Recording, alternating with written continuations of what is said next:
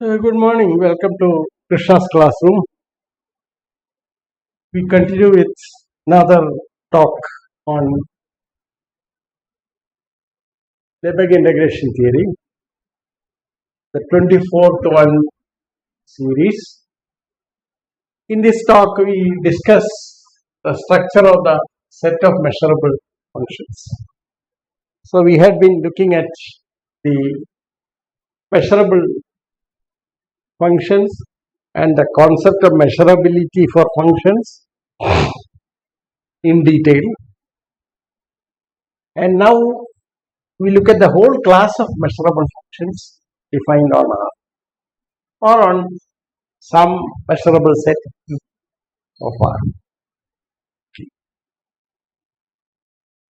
So what we have is what kind of structure these functions have, because you know that when we were looking at what are called the continuous functions or such properties, then you see that their sum of continuous functions are continuous. Scalar multiple of continuous functions are continuous. Therefore, you have what you call a linear space structure for the class of functions. And such nice structural properties are there, which allows quite often linear algebra to play a role. And again, you also have, product of continuous functions are continuous. And these kind of properties enable you to fall back on some of the properties that flow out of these kind of structures.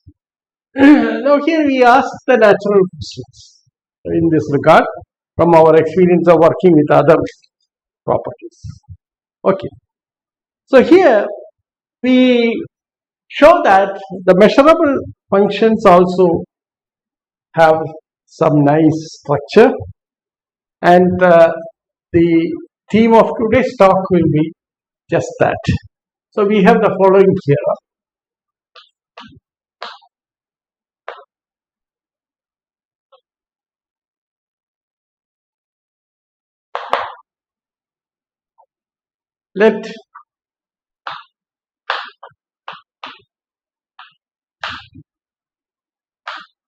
Let f and g be measurable functions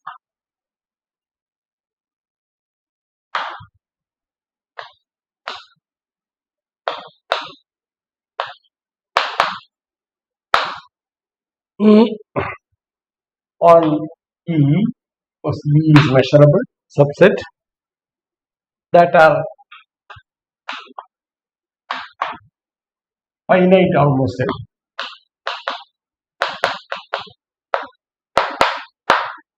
every. Then the first property that we have is that for alpha, beta belonging to R, alpha F, beta G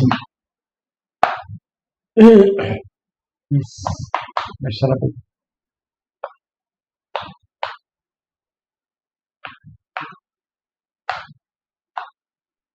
Because we take E to be a measurable.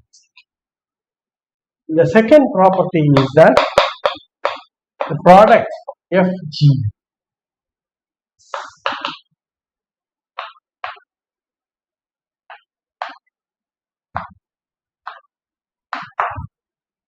now that gives a nice property of addition with the scalar multiplications, and this gives the first part gives a linear space structure for all measurable functions on E.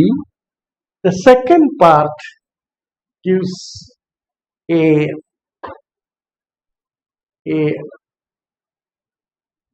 structure that comes out of what is called product of two functions. Now we will prove this theorem, and before that we make some remarks, because what we are assuming is that the functions are finite almost everywhere. almost everywhere means that we allow the functions to take infinite value at some points, the total measure of which is 0. Okay. So, if so, that means we have to make some remarks about it before we work the proof of this. Now, you see that if you take two extended remarks for the proof.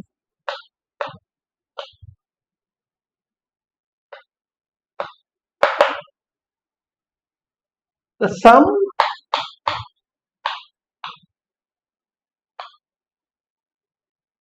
f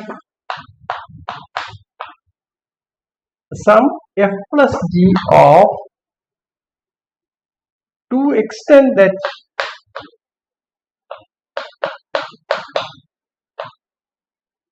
real valued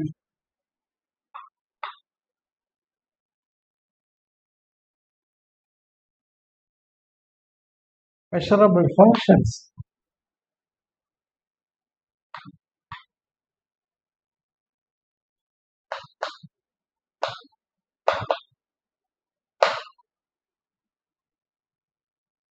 f and g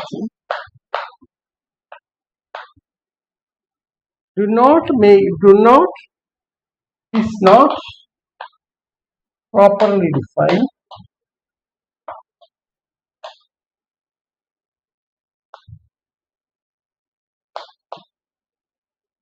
not properly defined at points where they take infinite values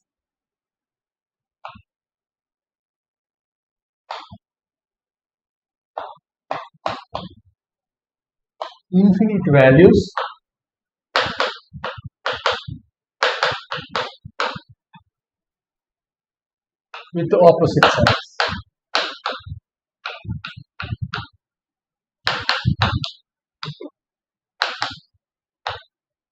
See, when we consider the extended real line, we extended the addition, multiplication, etc.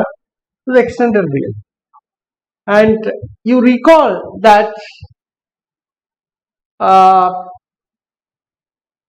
any a plus infinity is infinity, any a plus minus infinity is minus infinity for a belonging to R.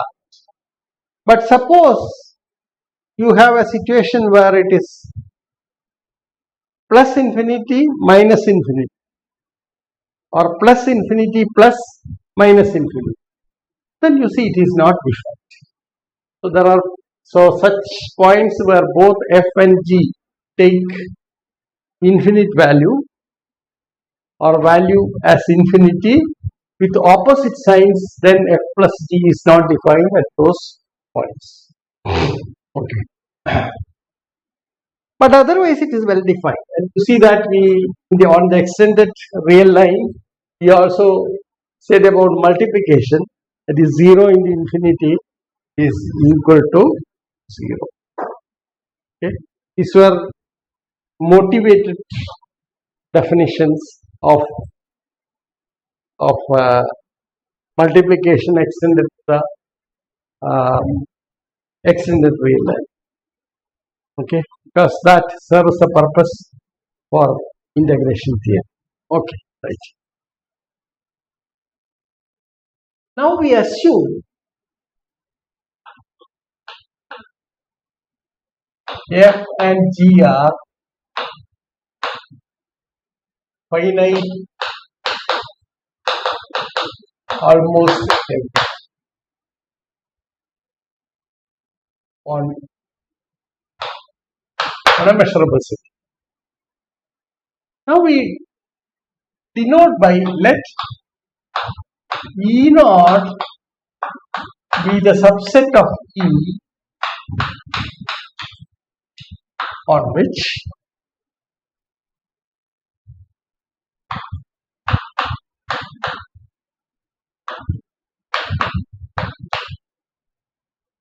both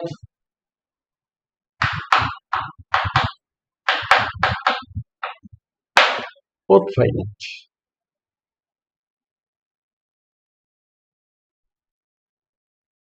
Then E slash E naught has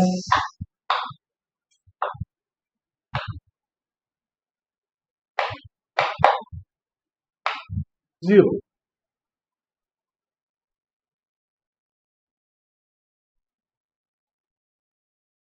And you see that on this set unambiguously F plus G is defined on E naught. On the complement of E naught in E, this may not be different. That we don't know. Okay? Sometimes it may take infinite values of opposite signs, and at those points certainly it doesn't matter. Everything is happening on a set of measure 0. Therefore, what we are going to prove is the following. We prove that F plus G is measurable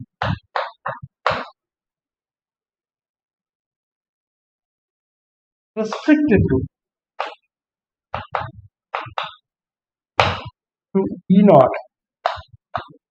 E naught is measurable.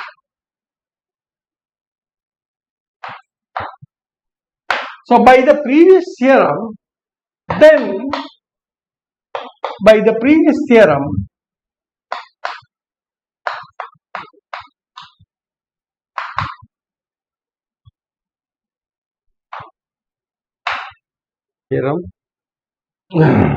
any extension of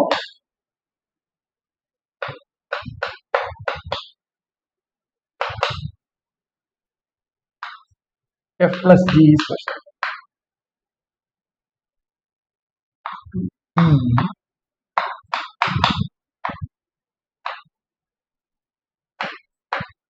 So all that we need to prove is that everything on a set where both F and G are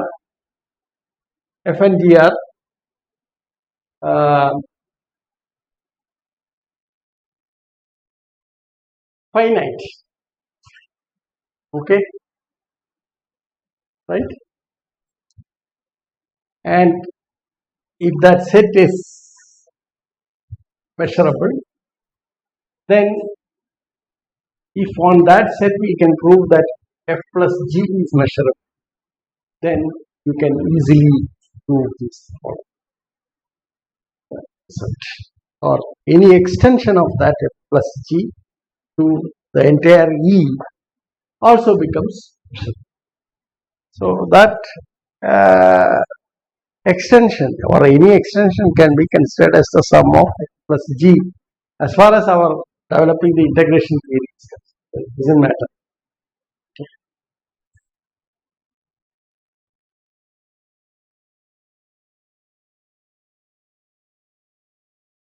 So it is in this sense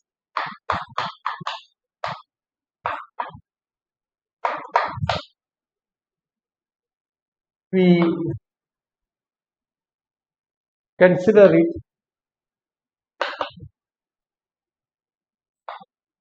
unambiguous.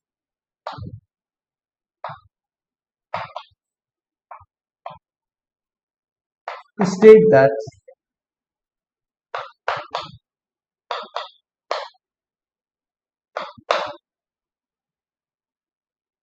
the sum of two measurable functions,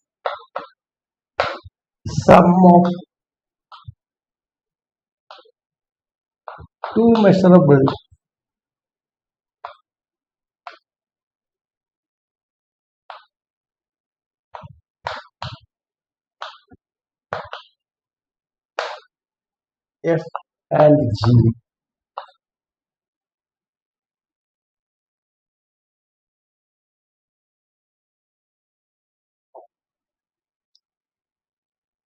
finite almost everywhere have their sum.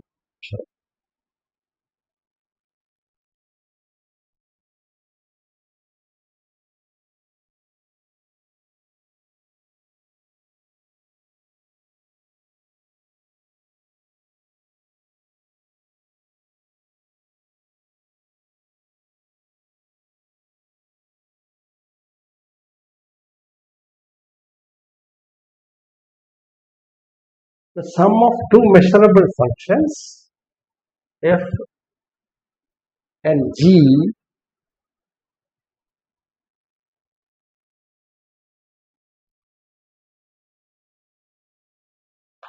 which are finite almost everywhere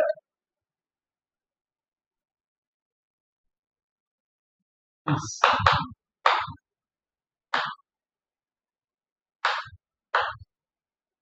so you remember this or we call this remarks because it is in the sense that we are talking about f plus g measurable, right?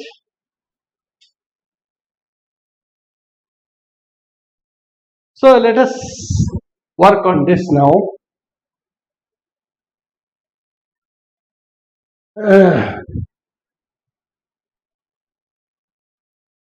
Now, similar remarks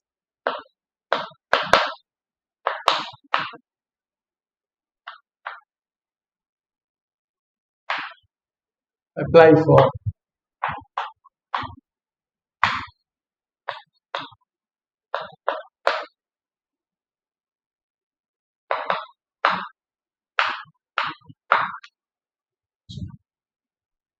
so now we can prove this theorem.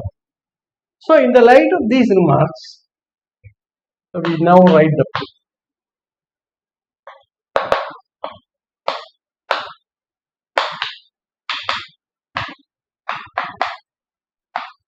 Above remarks,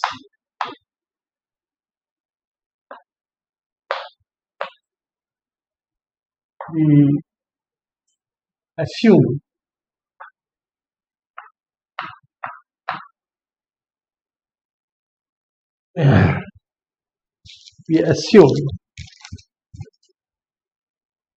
that both f and g are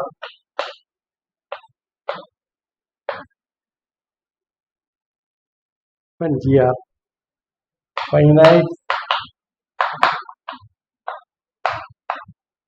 for every x belonging to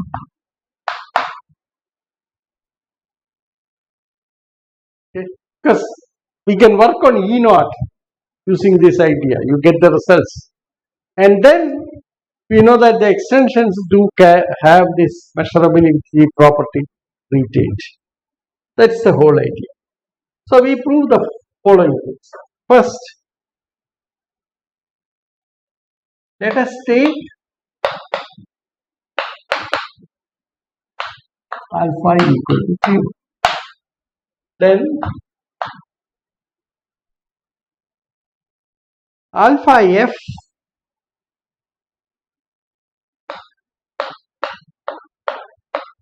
zero and is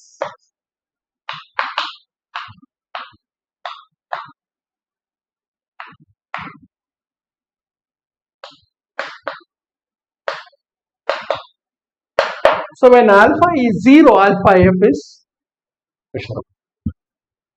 Now we take the case. So let alpha be not equal to 0.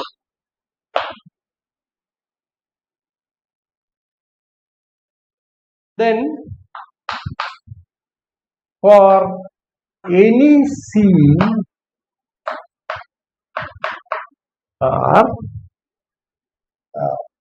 x belonging to E for which alpha fx, we are checking the measurability of C, this is equal to the set of all x belonging to E for which fx less than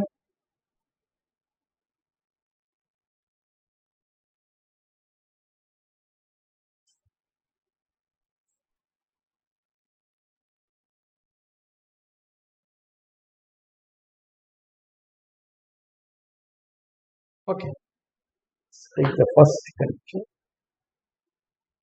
greater than C by alpha for every alpha positive. And you know that this is measurable.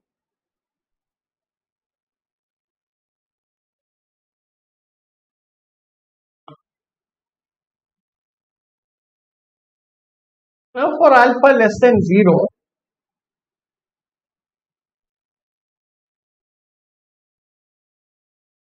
you can get a similar expression.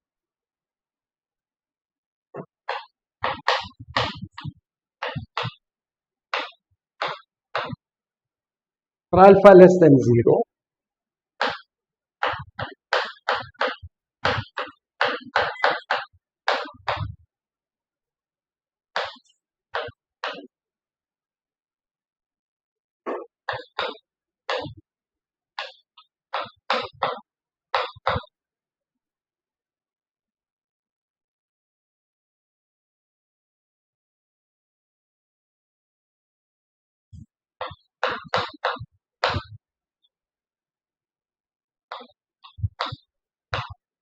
C by alpha.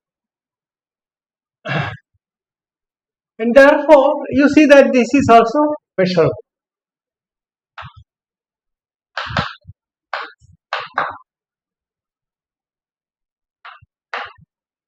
Thus, for any alpha,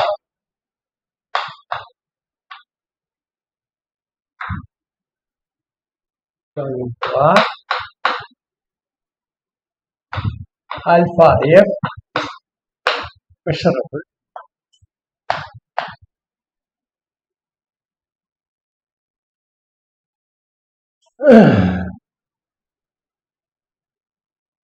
Measurable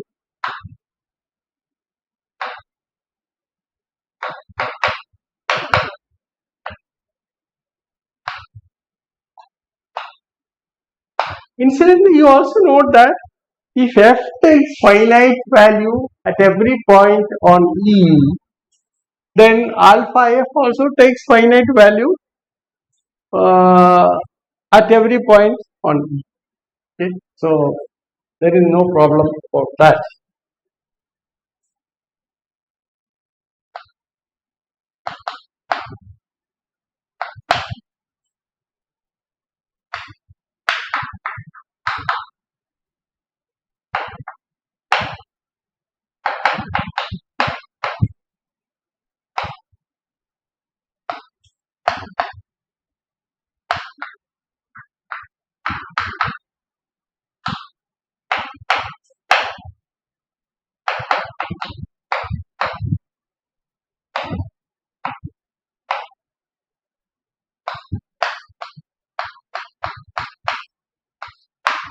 So that I did not mention in the beginning because it's obvious. Therefore, alpha f is measurable. So now what we are going to assert is, the first assertion is that alpha f plus beta g is measurable, assuming f and g are measurable. So with alpha and beta as scalars, you see that if f and g are measurable, then alpha f and beta g are also measurable. Okay, by what we have proved here. Therefore, you see that it is enough to prove the following. Okay, so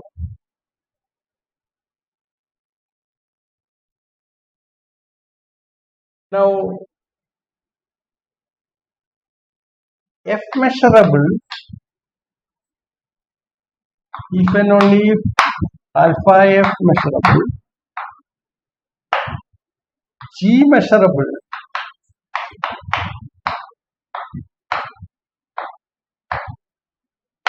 therefore our question is whether sum of, so the statement holds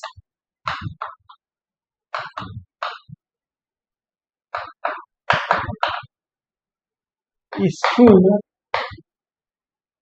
if we prove that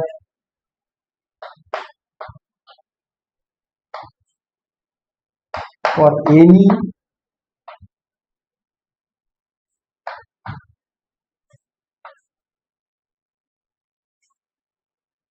taking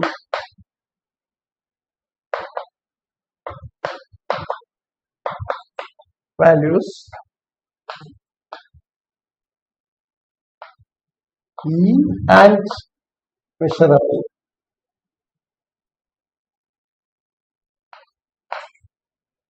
F plus G is measurable.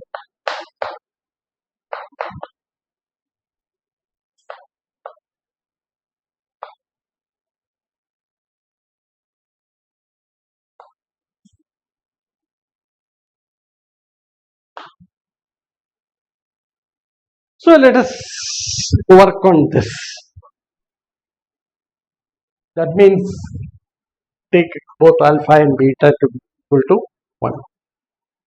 So that would, along with this first part that we have proved, clear that F measurable, G measurable, alpha F plus beta G is measurable.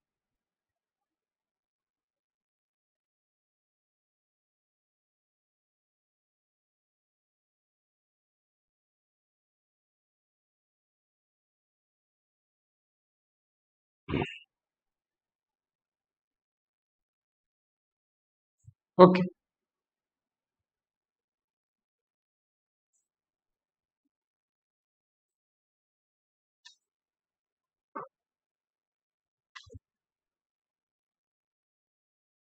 For x belonging to E,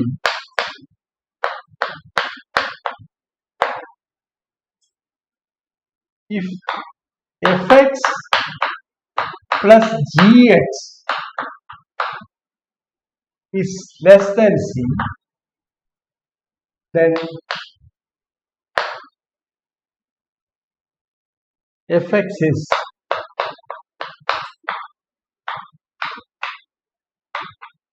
x. Now we know that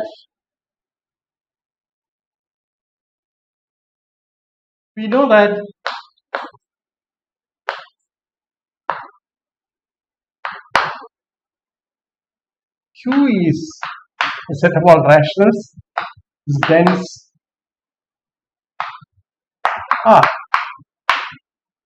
Therefore,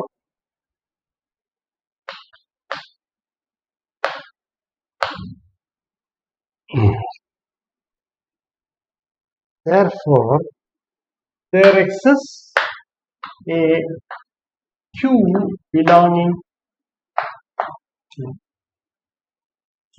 such that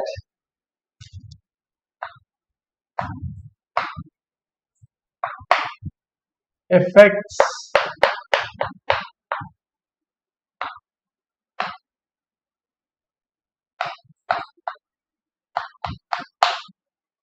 there is a Q that lies between.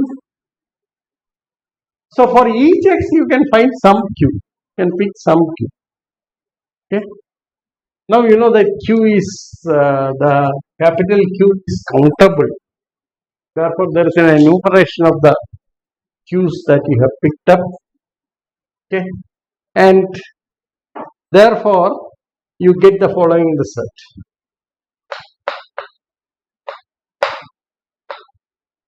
X belonging to E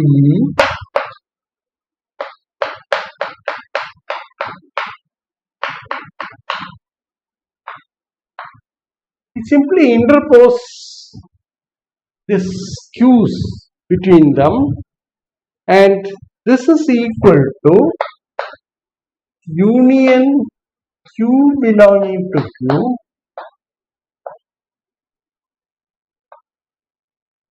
X belonging to E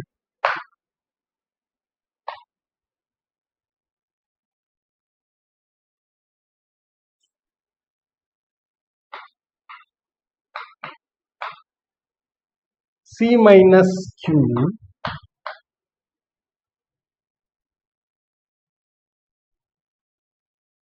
intersection X belonging to E Fx less than. When you take the intersection of these sets on this, both G satisfies this and F satisfies this, therefore F plus G is less than C. Just add up. Okay.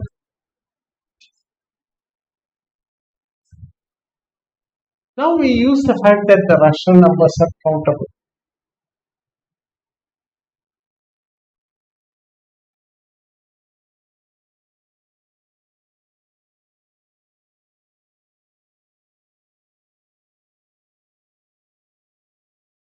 Now we know that Q is countable.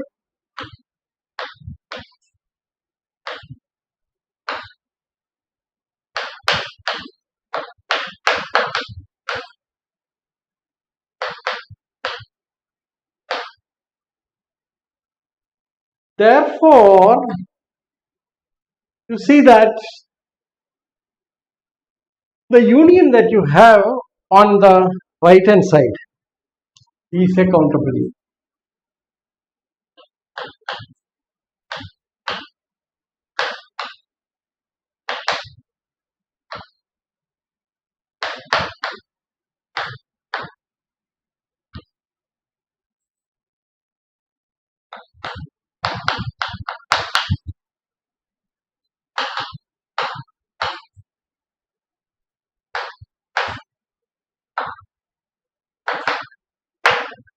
And you see that since F and G are measurable, this is a union of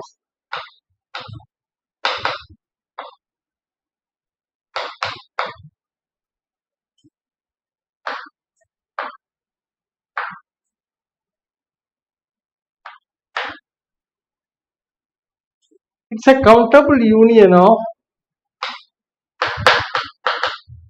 countable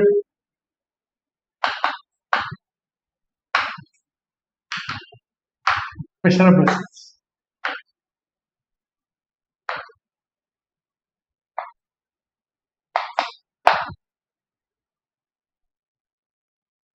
Therefore,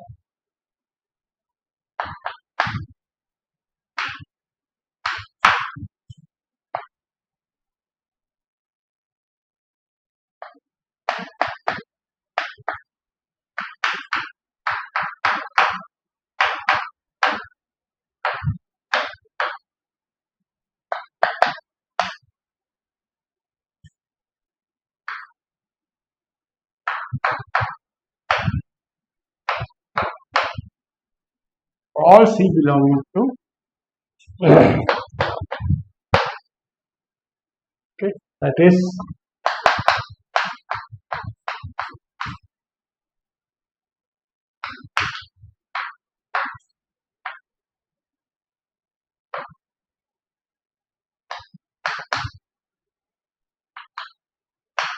so hence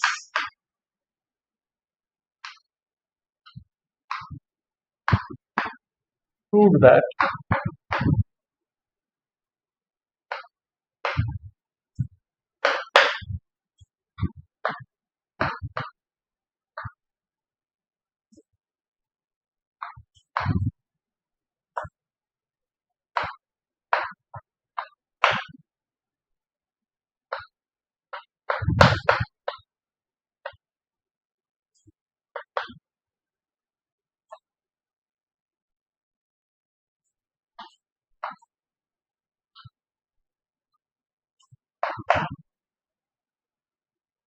so that completes the proof of the linear combination. Now we have to prove the second part of the theorem. So that completes the proof.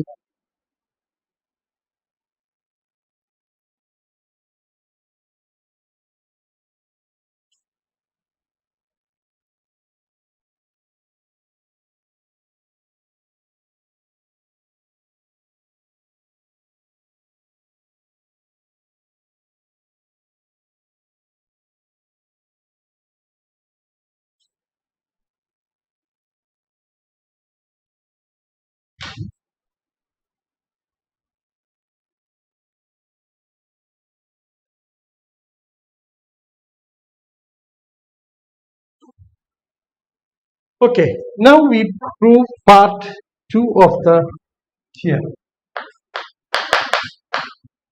Assume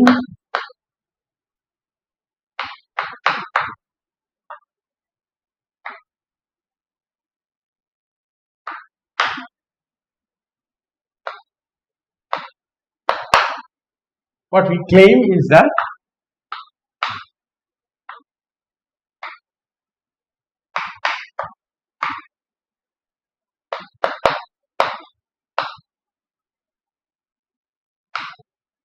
by Fg we mean Fg of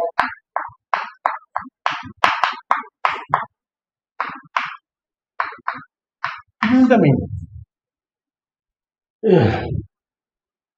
Okay, right. To prove this, we observe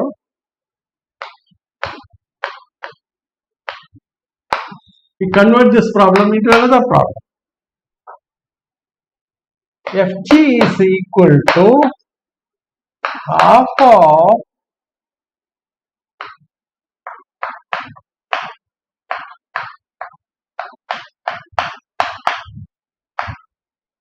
square. Therefore, you see that it is enough to prove if f is measurable, then f square is measurable. Okay, and one can argue like this: f is measurable, therefore f square is measurable. G is measurable, therefore g square is measurable. So also by part 1, f plus g is measurable, and therefore f plus g square will be measurable. And then the sum of all these multiplied by half is going to be measurable, because we proved alpha f is measurable whenever f is measurable.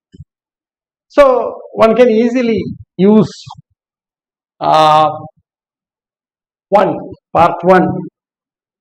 to conclude that Fg is measurable. So this is the identity that we make use of. So it is sufficient to prove that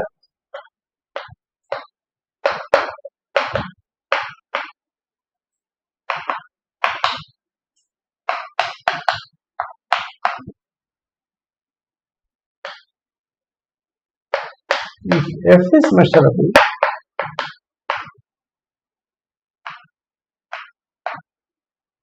then f square is measurable.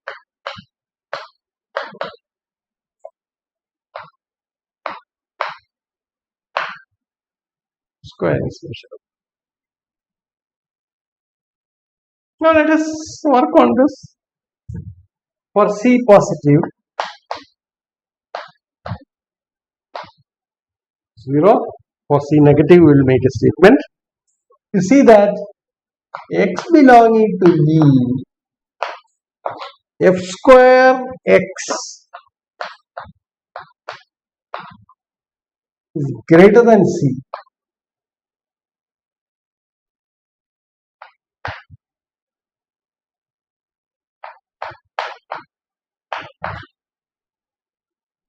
Fx greater than square root of C. We have assumed C is greater than or equal to 0.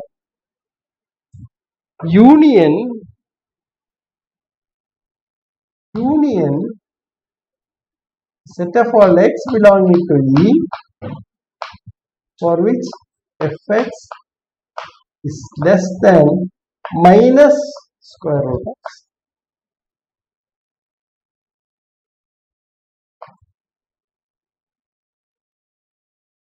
Okay, so fx greater than root C means that square is greater than C. Fx less than minus root C means that f square is greater than C. So we make use of this. So for C positive, this is true.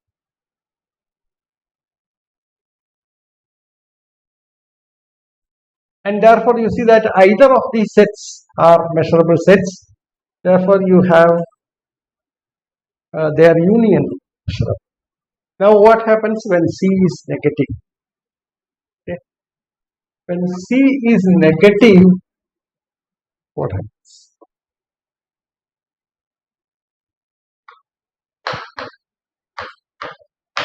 Negative. You see that the set of all x belonging to E for which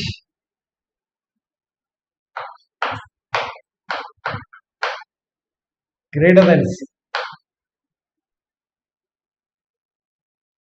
So this is positive, this E. So either case, you see, you get a measurable set. Okay. Therefore,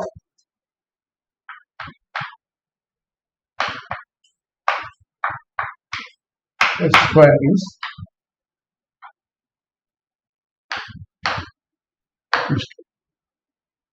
so once you get F square measurable, by the same argument G square is measurable. And F and G measurable means F plus G is measurable. Therefore, F plus G square is measurable. Therefore, the sum inside the bracket is measurable and half of the whole thing is measurable. Therefore, F G is measurable.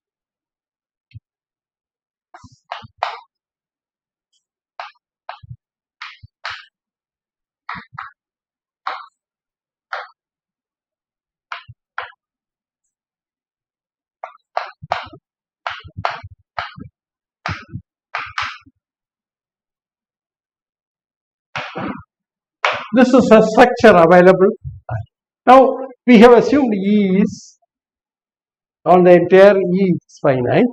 Therefore, you see that by the remarks that we made in the beginning, see that if F and G are finite almost everywhere, okay, then you see that it's only on a complement of a set E, say E naught, a subset of E, say E naught, that they are likely to take infinite values and whose measure we are assuming is 0. Okay. Therefore, on E naught, whatever we have done is valid. Okay. Therefore, any extension of these functions over to the whole of E will remain valid. So that completes the proof. Okay. Now, in the light of remarks,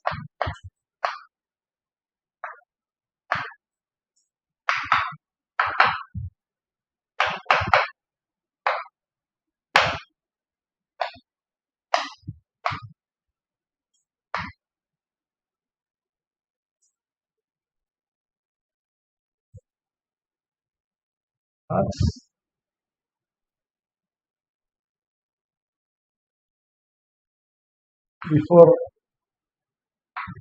doing this theorem,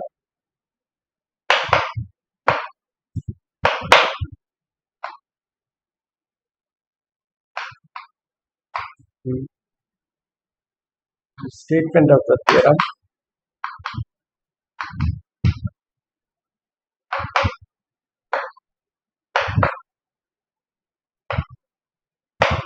is true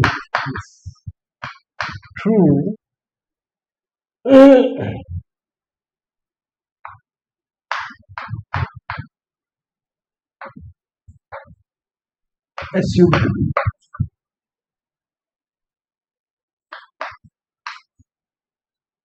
finite almost everywhere.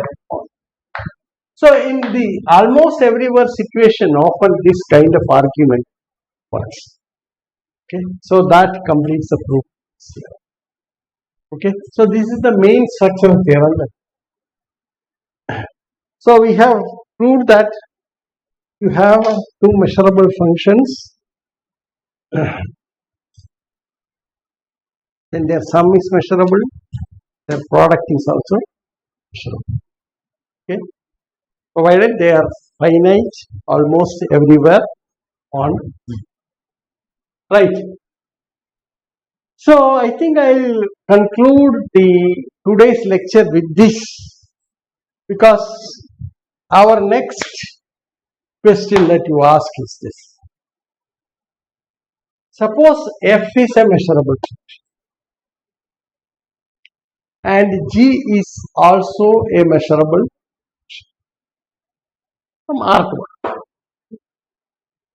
Now, you take G composition F. Both are measurable functions. Therefore, can you say that G composition F is also measurable? This is a question that we will take up for discussion in our next lecture. Okay, so after that we prove some theorem related to that. So before that we will examine some example and come to a certain conclusion, and from then on I think we will take into account that observation in the example and then try to prove the theorem with some restrictions on F of G. Thank you very much.